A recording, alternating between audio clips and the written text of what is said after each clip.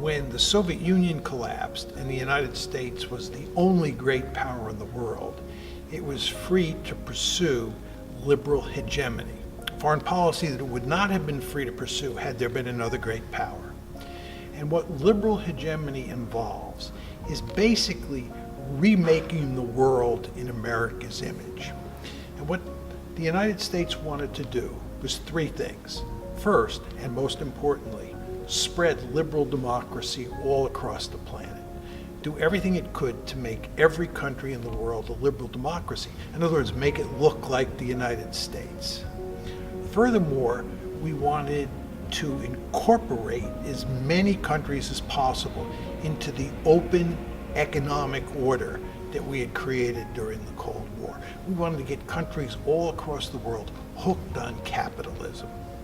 And then third, we wanted to get countries all over the world incorporated into all those institutions that we built during the Cold War, like the IMF, the World Bank, NATO, and so forth and so on. So those were the goals.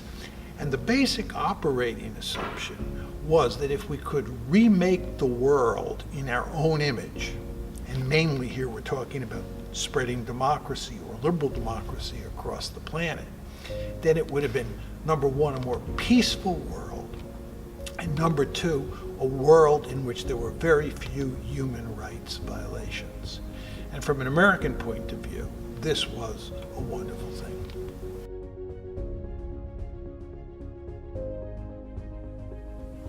The problem with this strategy is that it doesn't work. And it doesn't work for two reasons. One, because of nationalism, and two, because of realism. And when I say nationalism, what I'm saying is that countries all around the world, and this includes the United States, are highly nationalistic. They are, for a good reason, called nation states. And nation states do not like other countries coming into their space and telling them how they should organize their political system. And if you think about what the United States was up to with liberal hegemony, what we were trying to do was social engineering on a massive scale. We were talking about going around the world and toppling regimes that were not liberal democratic and then creating liberal democracies.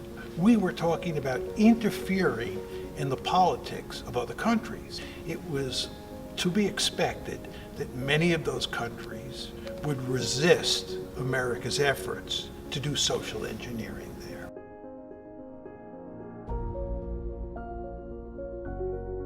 My argument is that it's impossible for a state to pursue liberal hegemony if it's not in a unipolar world. In other words, a great power has to be the sole pole to pursue liberal hegemony.